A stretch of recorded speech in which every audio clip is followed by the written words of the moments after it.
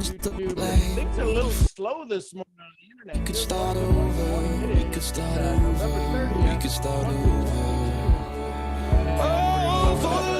Hey, good morning, everybody. My name is Sean Murphy. I will be your international galactic speaker and trainer and host today. I'm a 5-time #1 best-selling author. I'm an international speaker and trainer. I've stood on stage in over 30 plus countries, been translated into over 40 different languages. And that and 25 cents gets you a cup of coffee somewhere. They're selling coffee for 25 cents. Hey, today's conversation, as we wrap up this whole month of leadership conversations, can you imagine 15 hours on your side, 15 hours of leadership dialogue? Next month is all going to be about expansion, how to write your book, how to expand into international markets, how to build an organization that starts to duplicate itself. We're going to have all those conversations next month in the month of December.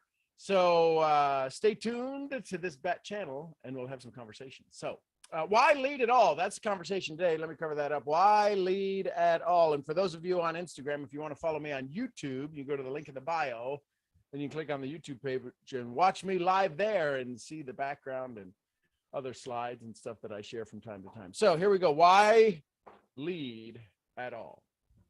The answer, here's the answer. It ain't for money, it's for love. It's not for success, it's for love. That's the only reason you're going to lead. And that's the reason why most people have a challenge leading, is they're not leading for love. Now, let me explain something. Let me explain something before you run off the reservation on me. This isn't for people to love you. When you're a good leader, listen, this one's going to hurt. Happy Wednesday. When you're a good leader, you teach people to love themselves. See, why would you ever want to add stress? Why would you ever want an organization of people who are doing stuff for you? Why would you ever want an organization of people who are tied to your every breath and every wish and every want? Why would you ever do that? See, but that's how we're taught how to lead. We think leading is moving people. No, not really. Leading is loving people. I'm gonna let that sink in a little bit. I'm gonna let that be like that hot, spicy chicken wing you just ate and you go, it's not that hot. You know what I mean? You lead people to allow them to love themselves. Listen, I don't know. I don't know if that's true. I know it works for me. Here's what I do know is true. People will do more of what they want than they will do the things they don't want. People have been confused and people have been wired to believe that in order to make money, I have to sacrifice. In order to create success, I have to be in pain. In order to do this, no, not really. Do you think in the springtime when the grass starts to grow again, and in the springtime when the leaves start to bud again, the buds are already on the tree, right? You know that? Have you ever looked at a tree right now? Some of you have. Drop a B in the chat if you know there's already buds on the tree. They haven't popped yet, but they're on the tree. They are left when the tree was alive, when the tree was not hibernating, when the tree didn't go into its winter sleep. See, if you didn't know the buds were already on the tree, go look at a tree branch and you'll see the buds already on the tree. And what you'll see is where there was one leaf, listen carefully, where there was one leaf, there's 3 or 4 buds. That's abundance. So when you go to lead today and you leave the lead, when you leave the leading moment, when you leave that moment where you were leading somebody, how many buds of leadership did you leave? What's going on? Does that make sense?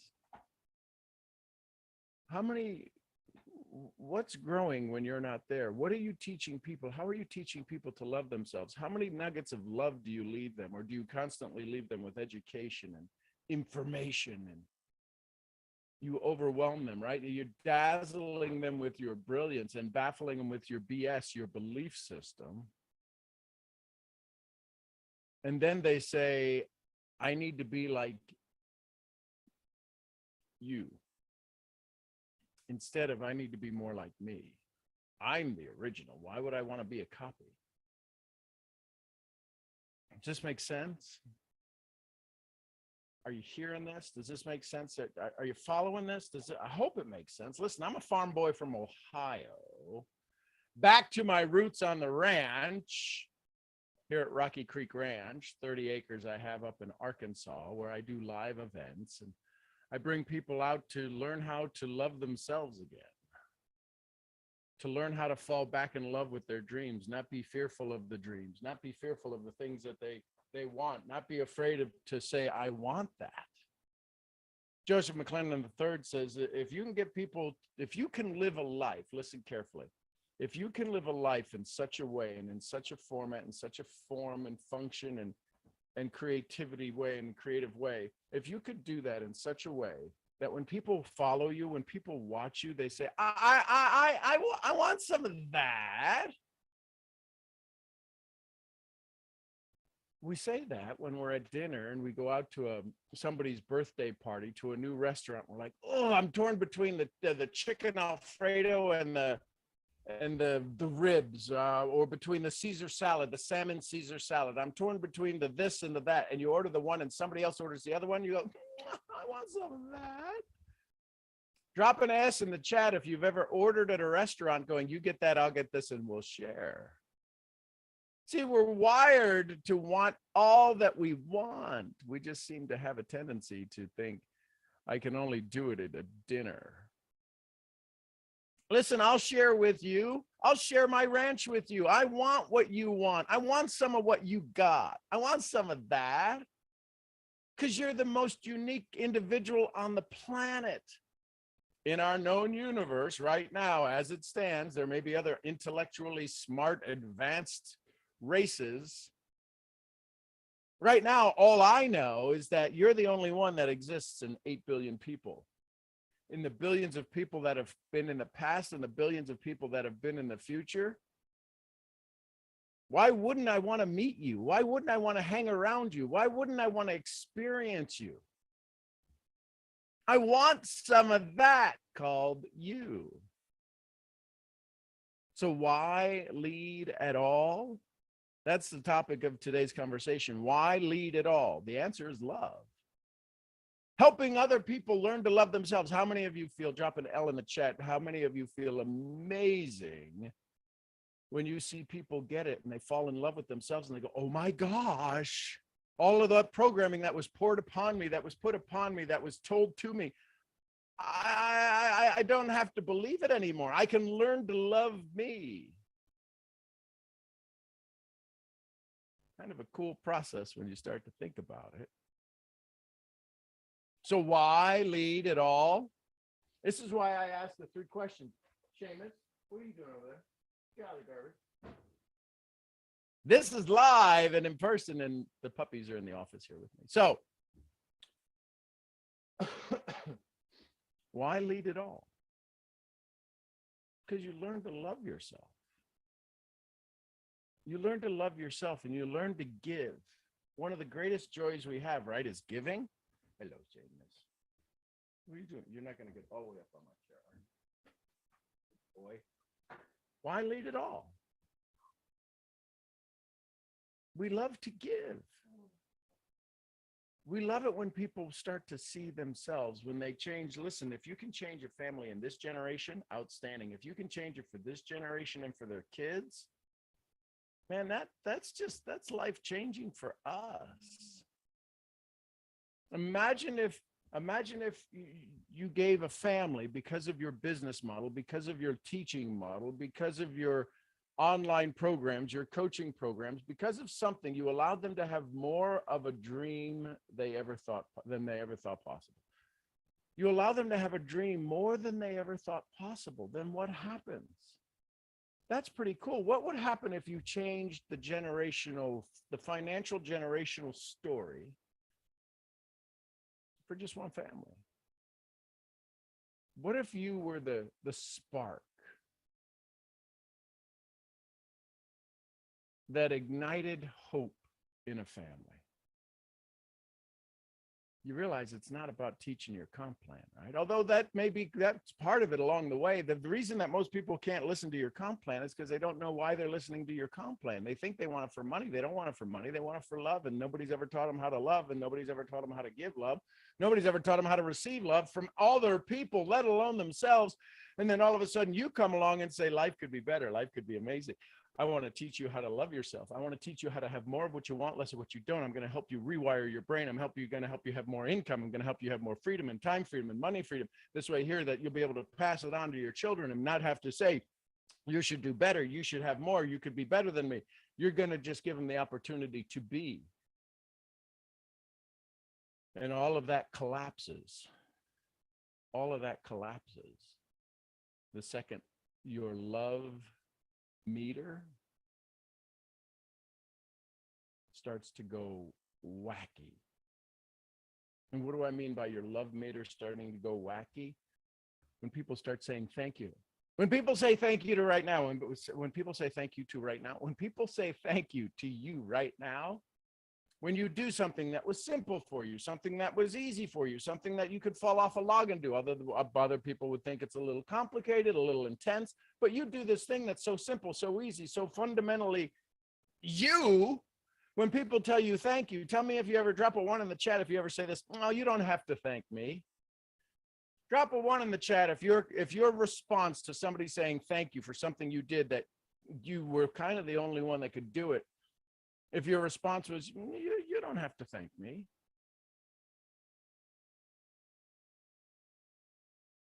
This conversation powered by MCT oil. If you want to get your brain, feed your brain better fuel, put it on some MCT oil today. So if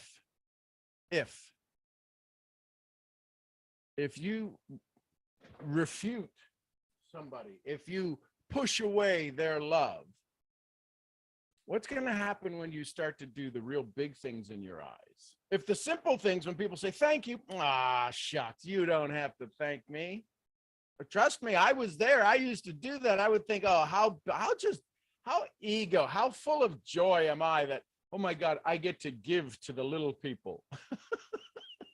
I get to give to this person who, this was easy for me. I don't know why it wouldn't be so easy for them. Oh my God. I get to give this. No, there's no thanks necessary. Not here in the kingdom. What an egotistical SOB. Really? Somebody's pouring out their heart. Do you know how hard it is to publicly speak, let alone say thank you? God forbid, ask for help. You made somebody so uncomfortable that they had to thank you for something they needed help with, but they couldn't ask for help because they're not wired to ask for help, because they're not wired for love. And then when they get the courage to say, thank you, no, seriously, thank you, that meant the world to me and my family. You're like, don't worry about it. Don't worry about it. That's guy. Screw it. Don't worry about it. Dude, don't even, forget,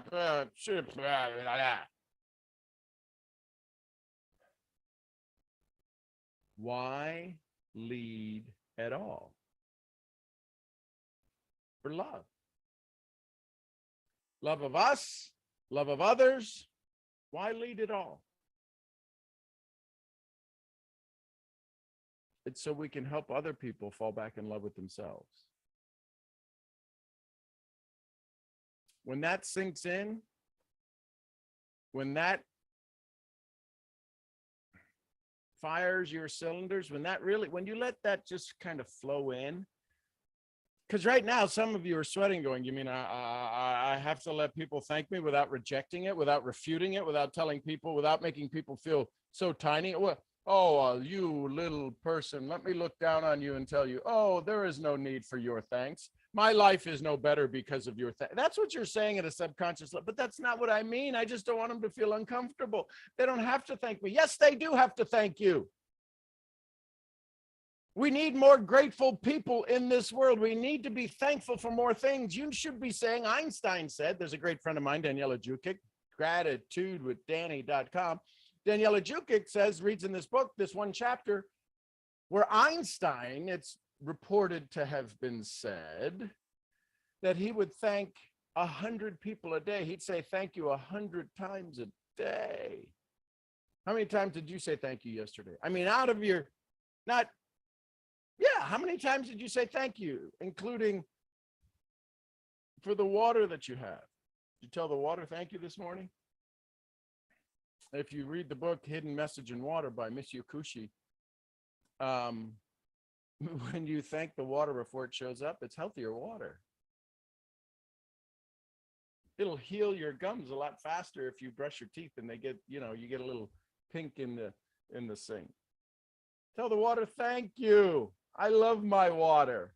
Do you thank the water in the shower? Did you thank the towel this morning for being so observant? Could you imagine if the towel got pissed off like you did one day and go, screw this, I ain't sucking up any more water? What would you do if your towels all became not your towels? If your towels changed and they repelled water, and every time you went to dry your hands would just be as wet? Wait, what are you talking about? Did you tell your towels thank you for sucking up the water today?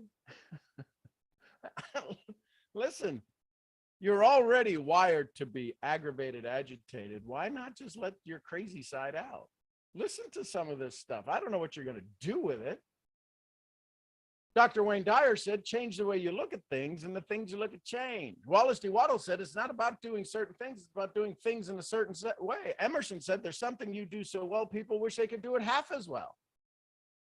So you're already crazy, go full crazy. You're already you're doing it half cheeked. You can fill in the rest of the story. Why do we lead it all? For love. For love. It's why most people suck at leading, because they're not ready for the love.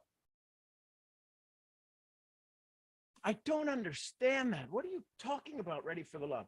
Are you ready to say thank you to yourself? See, it's easy to thank other people. I'm so fragile. I'm so not enough. Thank you. Thank you. What? When's the last time you thanked yourself? When's the last time you fell in love with yourself? I'm so good at this and I want to get better. Moms, when's the last time you thanked yourself for being a good kid, right? That phrase, that thing. How was your day? The kids are alive. How was your day? Kids are alive. We should throw a freaking party. Any moms in the chat, drop a P in the chat if we should throw a party if you've ever had a day like that. Kids are alive. Does that make sense? Why do we lead it all? Why do we lead our kids at all? We call it parenting. It's truly leadership. We call it parenting. It's leadership. We lead for love because we love them.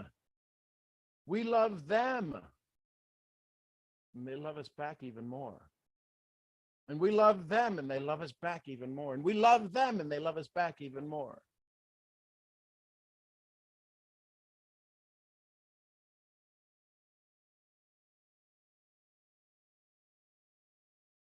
Just making sense? So what do you do with it? So what do you do with it?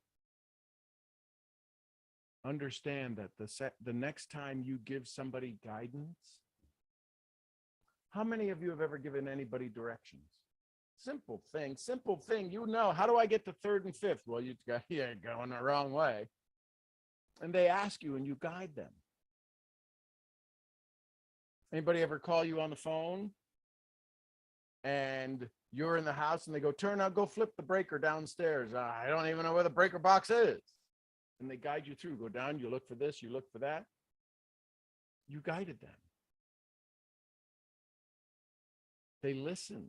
Do you know how powerful it is that you can guide somebody and they'll listen?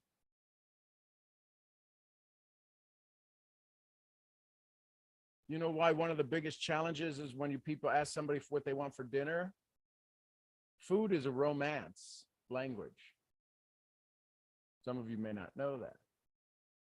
That's usually how you met, over a first drink, a first dinner. You usually had some kind of food. Breaking food together, breaking bread together is a very religious, a very commune conversation. It's something that's extraordinarily special is when you break bread together. That's why most people don't have an answer, because they can't figure out how to fall back in love with the idea. Well, I want them to be happy. Oh, just pick. Well, I'll do this. So I don't want that. Oh my God. It's food. Why is food such an issue? Why is food such a challenge? Why is eating so aggravating? Because it's actually a sign of love. And men,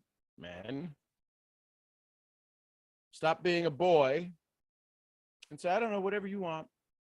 Make a damn decision. Be the man. Go get something. Pick up the food. Bring it home. You'll find out whether it was right or wrong. At least make a damn decision and do something. If your significant other is at work and you're at work, suck it up. Bring home food. Don't ask. Bring it home. Bring home what she likes. Why do that? So that you don't have to have an argument about it for 20 minutes. What do you want? I don't know. I want this. We had that. I don't want. Just make a damn decision and go get something. Make hamburger, make grilled cheese at home. You know what the true idea of leadership is? Taking away the multiple choices, the overwhelming number of choices people have today. That's leadership. You want people to fall in love with you? Take away the overwhelming sense of choices, the overwhelming confusion, the overwhelming of I don't know. You want to watch people fall back in love with themselves? When you limit their choices.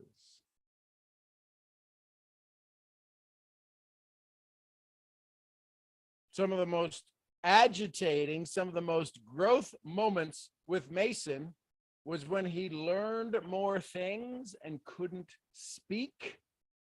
You'd say to him, couldn't talk. He doesn't understand language. You'd say, what do you want? I don't know what you want. Drop a W in the chat if you've ever been a parent who's ever said, I don't know what you want. What do you want? You're asking your kid who can't speak, can't talk, and can't influence you. You're asking, what do you want? It's no different from the prospect you're about to sit across from. What do you want?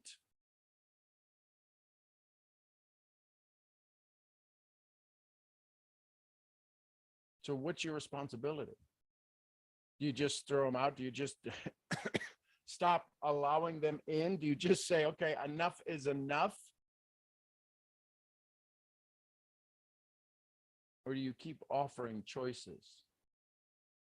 Do you want this? No, you don't want that. Do you want this? You don't want that. And then you're looking for clues. Aren't you looking for clues as a parent? Aren't you looking for clues as a leader? The challenge is we stop looking for clues when it's something outside of what we currently have to offer called a comp plan. Why do you stop looking for clues? Because you don't know what clues look like for love. Clues look like for leadership. Clues look like for friendship. Clues look like for freedom. You've been taught, go show the plan. Show the plan. Go for no. That's easy. You want to spend more money than you ever thought. You want to feel more uncomfortable than you ever thought. You want to have arguments with your family on probably a quarterly basis about what it is you're about to do. You want to sign up with me? Here, just sign right here. We can get started today. You want your dream to take longer than you ever thought possible because you're too tired. You're too frustrated with having actually falling back in love with yourself. But here, let's get started right here. No. The way we mask all of that, the way we hide all of that true pain, the way we hide all of that true frustration is we say there's 72 ways to make money and you'll be a millionaire by the end of the year. Ooh, thank God, money will solve all my problems. Money won't solve a damn thing in your life. It won't. You make more now than you did 10 years ago. I didn't have a job 10 years ago. Exactly. And you were miserable then. You're miserable now. Why? Because you haven't fallen in love with yourself.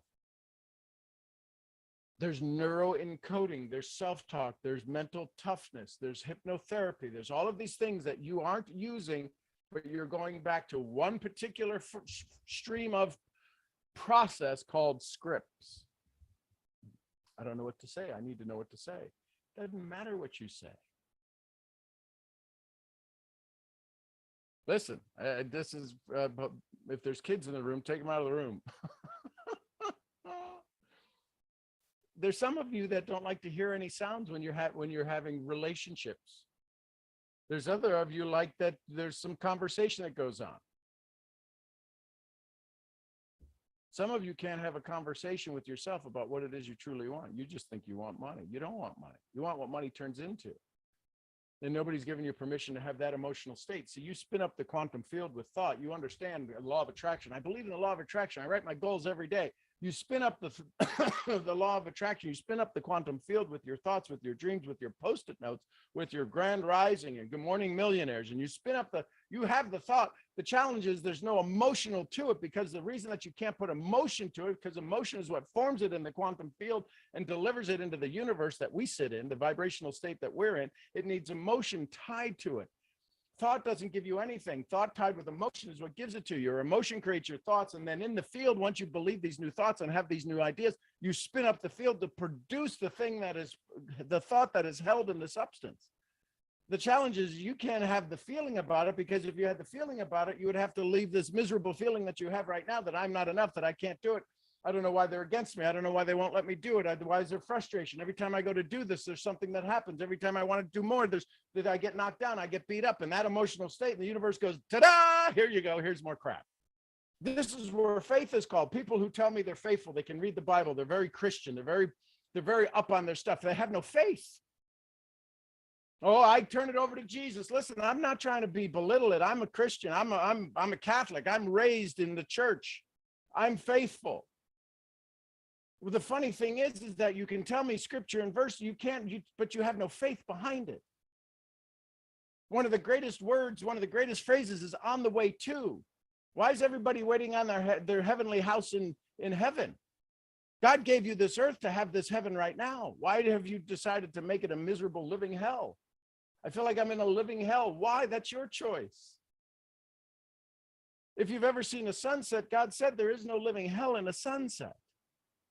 I don't know that he said that. I'm not putting words in his mouth. You know what I'm saying? There's beautiful things that are around. Have you ever just looked at a blade of grass, a field of grass, a field of flowers, a group of trees? Have you ever just fallen in love with the breeze?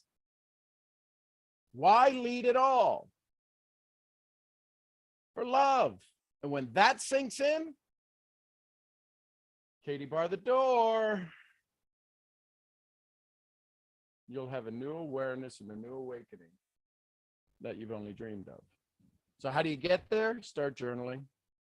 Write down the things of why you're in love. Go to my friend's gratitude class, gratitudewithdanny.com, and learn about gratitude every single day. Oh, I'm grateful. Well, okay, yeah, sure. How many times did you say thank you yesterday to people? How many times did you go out of way to somebody in the grocery store and say, hey, listen, thanks for keeping the shelves so beautiful? Oh, that's odd. That's crazy. That just seems weird. I would seem like a creep. Jim Rohn would say, that's a clue. I bet your dreams feel like you're a creep too, because you kind of sneak up on them and go, boo, where are you? Why aren't you here? And you yell at them all the time. So maybe you are a creep. Maybe it is creepy things you do. Until one of Jim Rohn's favorite words, until. This is all wiring in your head.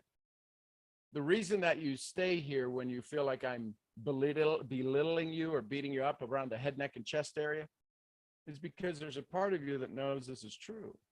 You may not have heard it this way. It's why you come back and you keep coming back going, what? Man, there's something there. There's a vibration there that says, yes, I want more. Because you deserve more. That I know. So homework for today. Go write down 10, 15, 20 things you love about you. Go write down 10, 15 things you love about your significant other. Go write down 10, 15 things you love about each of your kids. Oh my God, I don't have the time. Jim Rohn would say, that's a clue.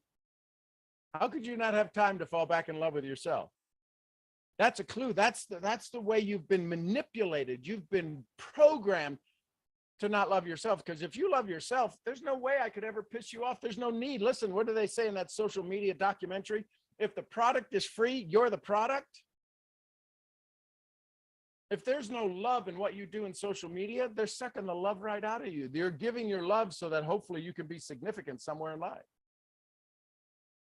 You're already significant. You're one of 8 billion people living on this planet right now. You're one of 8 billion. You're one of 500 million that made it between the sperm and the egg. You're the champion. You're already the champion of champions. Who's telling you you can't win? You already won the greatest race that existed. and you're here. You wound up on this planet in this place. There's more for you, I promise. There's more for you when you decide I'm worth more. I'm your head love training, brain training, certified brain trainer, Sean G. Murphy. I'll see y'all where? I'll see you at the next event. Till then, bye for now. Love you, Instagram. Appreciate you. Instatube. Who says that stuff? That's crazy stuff. Listen, I appreciate you. I love you a ton, YouTube. Thanks for all of the shares, the likes, the loves, the comments. I'll see y'all where? I'll see you from Dallas tomorrow. Till then,